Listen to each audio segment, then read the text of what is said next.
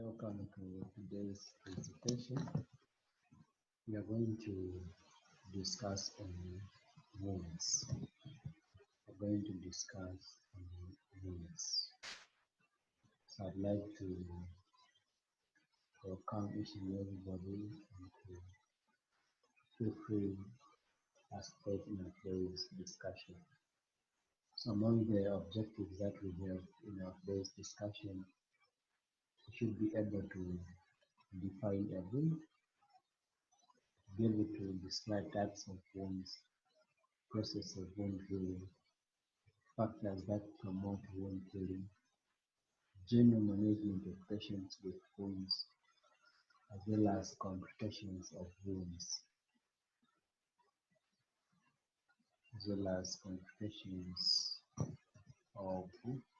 So let's get started. A wound is a disruption of normal tissue structure and function. It results from injurious process beginning either internally or externally to the involved organ. So anything that disrupts the normal structure of the skin is described as a wound. It can either start from internal or external of the organ. It ranges from corrected active disruption of tissue through surgery, widespread trauma based by accidental injuries. So in wounds, it can range from being acute or it can be due to surgery, which can spread due to trauma, and again wounds they can be brought by burns or by accidental trauma. Let us look at definitions of terms. So the first thing is a wound, which is a cut or a break in the continuity of the skin caused by injury or operation. So the normal skin of the body can be disrupted either by injury or it can be disrupted by an operation. And the 3/4 of the wounds that involves operations, they are being made intentionally. Like for instance, when someone goes for an operation, the wound that will come with after an operation is the wound that has been made for a purpose. That purpose is a collective purpose to correct an abnormality, a problem that the patient had before going together. Injury is the fact of causing damage to living tissue caused by a cut, blow, or either impact. Then healing is the replacement of dead tissue, necrotic by living tissue. So when we say healing in relation to wounds, we simply mean that the necrotic tissue that got damaged being replaced by normal cells, by normal living tissue. Review of anatomy and physiology. So every time when we're discussing of wounds, the review of anatomy and physiology mean anatomy and physiology of the skin. So this is the skin. We're showing layers of the skin. You can see that there is dermis. After epidermis, you can see there is superficial, arteriovenous. You can also see that there is dermis. After dermis,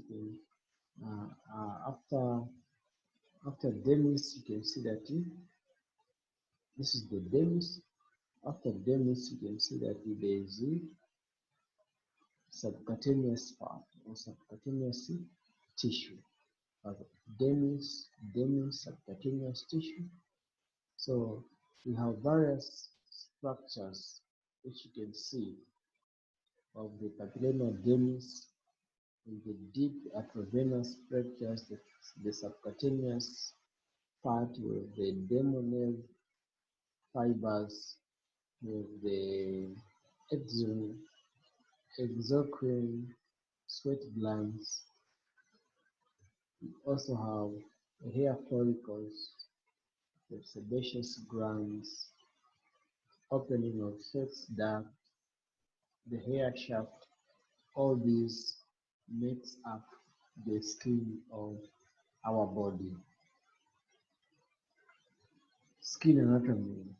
Epidermis is composed of multiple layers of epithelial cells superficial to the dermis.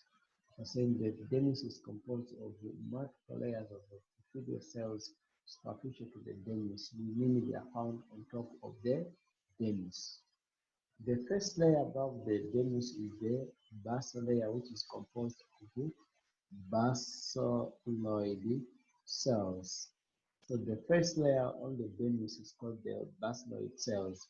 The cells become more elongated as you go to superficial stratum corneum. Superficial stratum corneum. They become more elongated. The stratum corneum is mostly keratinine and dead tissue. So from this keratinum corneum, which is most of keratinine and dead tissue, is the pigment that gives the color to our skin, which we call melanin, and it is the same melanin which is lacking in our colleagues, the whites. That's why they are not black.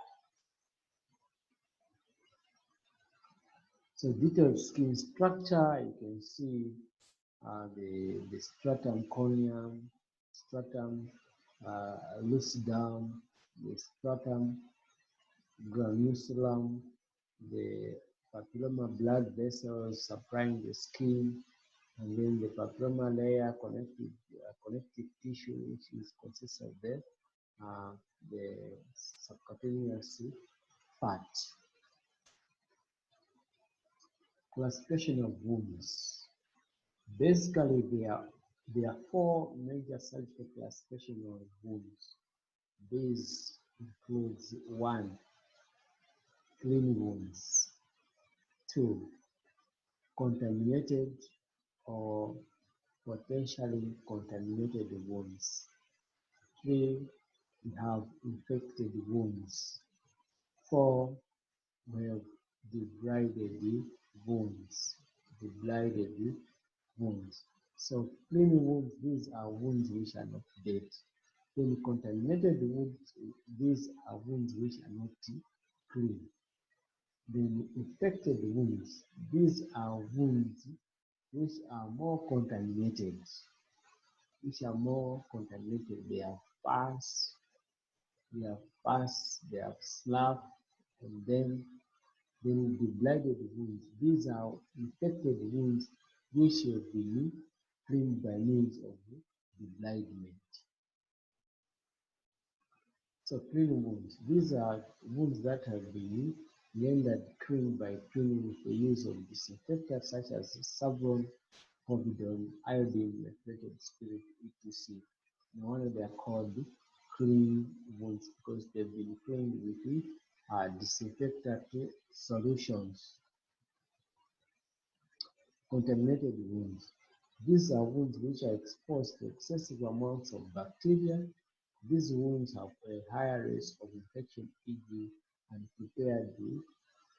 unprepared colon surgery, bacterial selections, etc. So when we talk of contaminated wounds, we talk of wounds which have been highly exposed to excessive amounts of bacteria. These wounds, they have a lot of microorganisms which makes them to be contaminated. Infected wounds. These are wounds that have infected the material in them. They usually have pus or slap. They are sepsis. Common infecting organisms include Streptococcus, Staphylococcus, etc. So like I said in the beginning, that infected wounds normally have slap or pus on them. The common infecting microorganisms which brings about this slap or pus, they include streptococcal or staphylococcal microorganisms. The fourth one is debrided wound. These are wounds who stop infected necrotic tissue and pus. Tissue has been removed surgically by a process known as splenectomy or debridement. So, like I said earlier on, debrided wounds, they are coming as a complication of infected wounds. So, infected wounds, you find them that they pass the slap. The slap is quite hard that it cannot come out just with a mere cleaning. It has to be resected. It has to be debrided in theater. So the procedure that is done to get rid of slap is called slapectomy, or you can do what we call debridement, removing of the dead tissue so that new tissue can start to proliferate. Types of wounds. Apart from those major four types of wounds that we have or we discussed, we also have abrasions. Also have abrasion, superficial injury to the skin, also called scratch or graze involving the epidermis. So a simple scratch to the skin that causes about a wound to the skin, we classify that as abrasion, and it normally involves the dermis structure of the skin. The second one is bruise or contusion caused by blunt trauma, either to the underlying blood vessels, superficial or deep blood vessels. We also have incisions or cut caused by sharp objects surrounding tissue, normal bleeds. Edges are usually well defined, surgical or accidental. So incisions was this can be made. This can be surgically made, and in most cases, these are clean wounds. We also have fractured wounds caused by sharp objects. Mainly pointed objects are usually penetrating, like for instance, a screwdriver, a knife. If a knife is to if a knife is to make a wound, you're going to see that uh, the wound becomes punctured, becomes sharp because of the instrument that has been used. We also have lacerations, results from tearing or splitting of tissue edges, usually in rag, e.g., irregular. So in lacerations, you find that the wound is not well defined because it looks irregular. In degrowing, detachments of tissue from deeper structures, open or closed. Avulsion, shedding away of tissue from body part, partial or complete. So this type of the wound may be partial or complete. In an ulcer, breaking the continuity of the epithelium, more like in bruising. In amputation, removal of a limb surgically or non-surgically, total or near total. So in terms of amputation can be major or minor. And like we've said, at times the amputation can just be near total or total. If it's total, it means the whole part of the organ is being removed. Then confused, there may be little damage to the skin, but underlying tissues may be severely damaged with bleeding under the skin. Now let us look at the normal process of wound healing. Let us look at normal process of wound healing. Wound healing involves four stages. Or three excluding hemostasis. So hemostasis hours, inflammation, few days, proliferation, few days to few weeks, remodeling up to 1 year. So there are complex overlapping stages. There is no clear cut starting or ending time. So under normal process of wound healing, we are saying there are about 4 stages that consist of this process. The first process, which is hemostasis, though in most cases it is undermined or it's not counted. People they start counting from inflammation, proliferation, and remodeling. But under normal circumstances, hemostasis is the first process, the first stage of wound healing as it controls bleeding. So a wound will begin with injury or trauma, like we said in the beginning. Tissues are damaged. Blood vessels are disrupted, resulting in bleeding. Hemostasis is the first goal achieved in the healing process.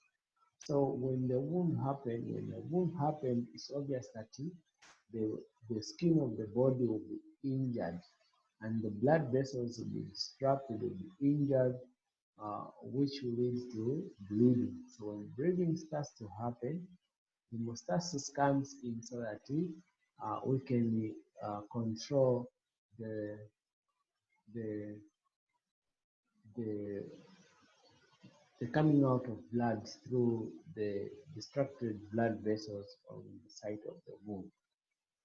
Cellular damage occurs, this initiates an inflammatory process. So cellular damage that occurs at that side, it initiates about the inflammatory process, which is the natural response to tissue destruction. The inflammatory response triggers events that have implications on the entire healing process. So one, hemostasis.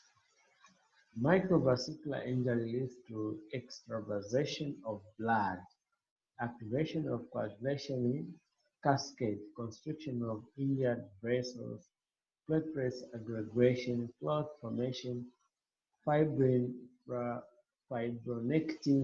and fibrin provide initial matrix for cellular migration. So in hemostasis, the first stage of wound healing, we're saying there will be microvascular injury leads to extravasation of blood. When there is injury to the skin of the body, blood starts to come out. And because of the blood that starts to come out, we describe that as bleeding or hemorrhage. So you find that when someone is bleeding, the body undergoes what we call vasodilatation. In vasodilatation, the body tries to accommodate as much platelets which are supposed to be brought to the site of injury so that blood which is coming out can be controlled, which we describe them as the clotting factors.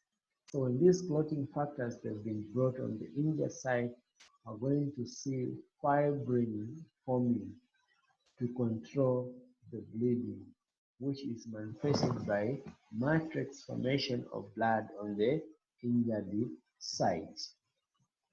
Then we go to inflammatory, which is the second stage, which it can last for about 5 days. Occurs as hemostasis is going on at the site of injury.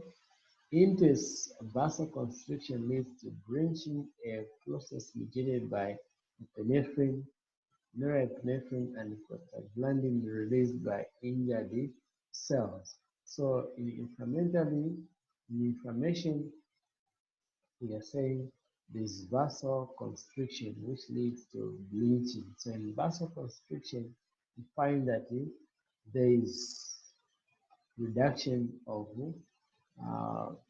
there's reduction in the size of blood vessels so that also bleeding can be controlled. Also bleeding can be controlled due to the presence of epinephrine, the mediators which have been released through the prostaglandins.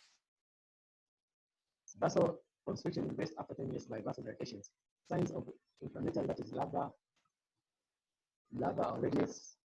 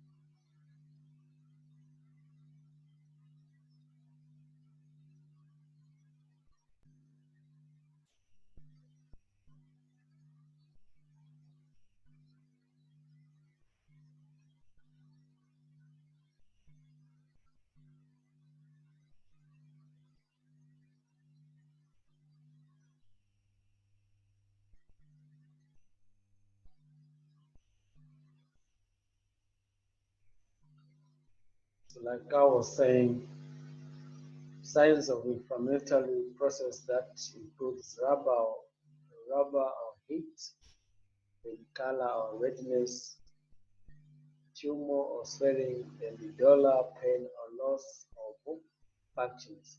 So these they come about due to an increase in the blood circulation that comes about due to vasodilatation. As microvenules direct gaps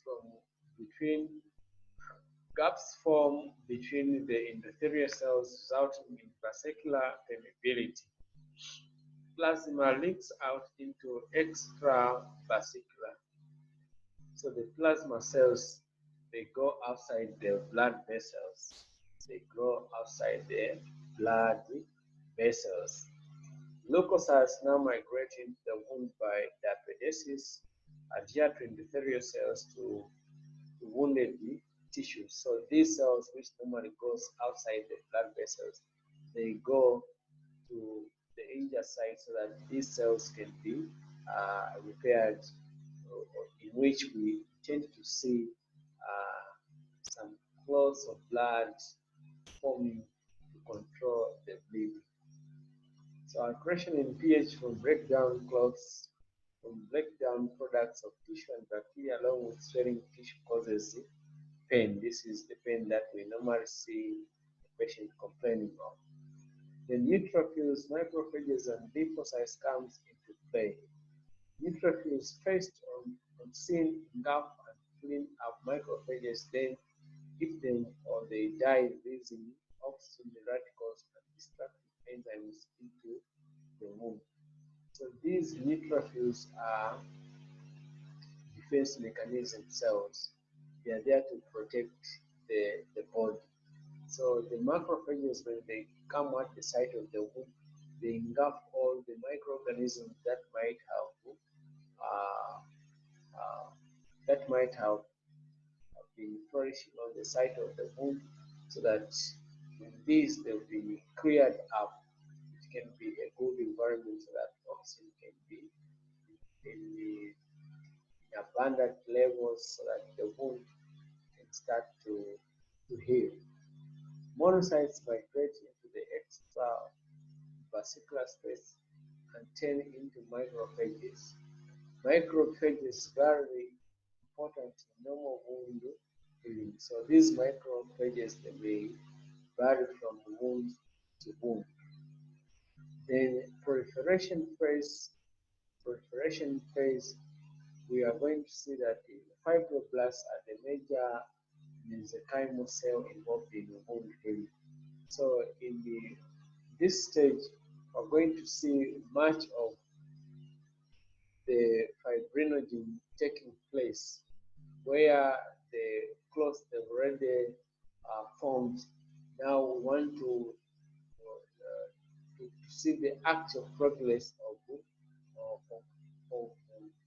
coagulation factors to completely control the bleeding of blood,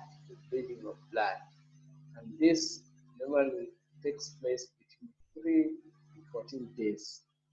Coagulation tissue, a sign of proliferation, consists of fibroblasts, inflammatory cells, and capillaries, loose blood vessels. So this is manifested with a small bit of blood that is coming in the capillaries, and collagen begins to be laid down by fibroblasts.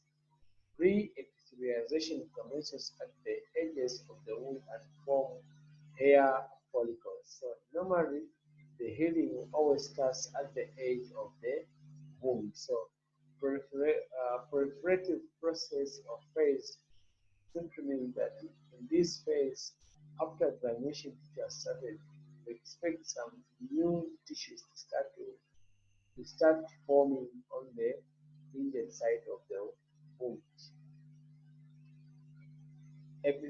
Epithelialization.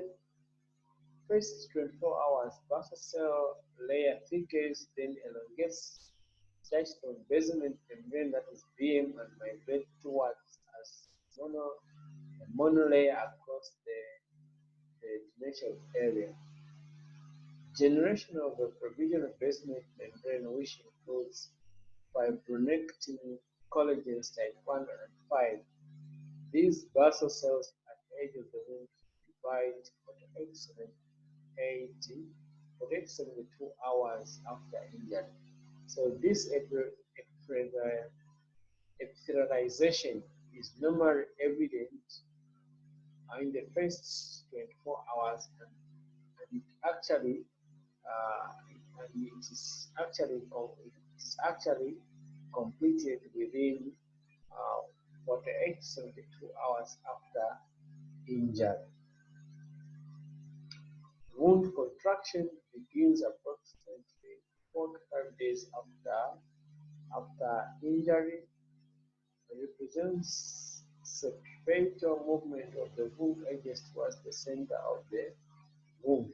Maximum contractions occurs 12 to 15 days, although it may continue longer if the wound remains open. So when mechanisms of wound healing are still taking place, we're going to see that the wound will start to squeeze itself, getting onto the center of the wound. But if the wound has been left open for some time, you see that this may take a bit longer. Then the last step of wound healing is the remodeling. After 21 days, net accumulation of collagen becomes stable. Bursting strength is only 15% of normal at this point. Modeling dramatically increases this. So remodeling, now we're talking of reshaping of the tissues that they've been undergoing healing, so that they can actually look smooth and become part of the skin. So this takes place about 3 to 6 weeks after wound. Greatest rate of increase when spread. So at 6 weeks, you are at 80% to 90% of infection strength, and at 90% of original strength, at 90% of original skin breaking strength. So these specificities simply mean the strength at which the wound undergoes relations to weeks of healing. The modeling continues. The number of intra and intermolecular cross links between collagen fibers increases dramatically. A major contributor to the increase in wound breaking strength is the type of collagen. The quantity of type 3 collagen decreases replaced by type 1 collagen. Then remodeling continues for 12 months, so scar revision should not be done prematurely. So here we are also trying to explain that remodeling is a long process. You don't expect it to take place maybe in 2 months, 3 months. It can take even 1 year depending on the size of the wound, so that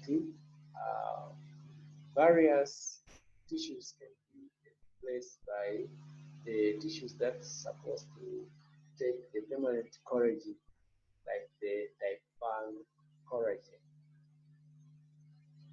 So types of wound healing. Let us look at types of wound healing. There are three main categories of primary healing or first intention, which happens spontaneously and very minimal scar if it is to heal by primary intention. Then secondary healing occurs in the wounds with extensive tissue loss like veins, and there is white scar. So under secondary healing, it occurs in big wounds, for example, in face, and when it heals, there will be a big scar that is going to be left. Then tertiary infection is caused by delayed primary suturing of the wounds which are heavily contaminated. So when someone has a wound, it's not all the times that you can suture or repair the wound here and there. You need to wait not until the wound becomes clean. So this may heal by tertiary infection because it will be delayed due to contamination that the wound has had. Now let us look at factors that influence wound healing. We also have what we call local and systemic factors. So under factors influencing wound healing, they can be categorized into local factors and systemic factors. So local factors, we're talking of hematoma. Local factors, we mean factors which are found within the wound, within the locality of the wound. That is the hematoma, neurovascular integrity, size, depth of the wound, surgical technique, and suture material. By surgical technique and suture material, we mean the type of incision that has been made and the type of incision that has been made. There are times when an incision has been made in an area where blood supply is not okay. So that can also contribute as far as wound healing is concerned, and that can also be classified under local factors. Then we also have contamination, presence of foreign body or presence of infection. Any foreign body that is present on the wound or any infection that can be present on the wound may delay the progress of wound healing. The malignancy may also delay the progress of wound healing. Radiation may also delay the progress of wound healing because radiation destroys the normal cells. Let us look at the systemic factors. Systemic factors under wound healing,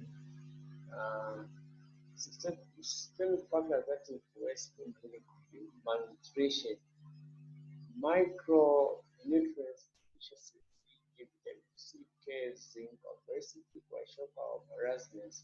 All these can affect wound healing. Malignancy, we mentioned that. Central nervous system, cardiovascular system can affect the wound healing. The more blood is pumped or is delivered to the wound, the faster the rate of healing. If there is less blood delivered to the wound, the slower the progress of wound healing. Then gastrointestinal disturbances, respiratory system infections, all those can also delay the progress of wound healing. Metabolic, uh, metabolic rate, also diabetes mellitus, uremia levels, all those can affect the progress of wound healing. Immunodeficiency conditions, primary or secondary to HIV, can also affect the progress of wound healing. Congenital abnormalities like disorders of collagen can also affect the wound healing. Anemia and age, all these are factors that can delay wound healing. Complications of wound healing have infection, they have scar or hypertrophy, may have keloids when scar grows beyond the initial size of an injury, that is what we call a keloid, and that may also come as a result of the wound. Then the wound may also become an ulcer, what we call chronic ulcer, that can also come as a complication. Then it can also become a malignant. It can also become malignant, what we call Marjorie's ulcer. Marjorie's ulcer. Then another complication that can be associated with wounds include contractures or permanent disabilities. Contractures or permanent disabilities. So this has been our presentation on wounds. I thank you so much for your attention. Till we meet again. So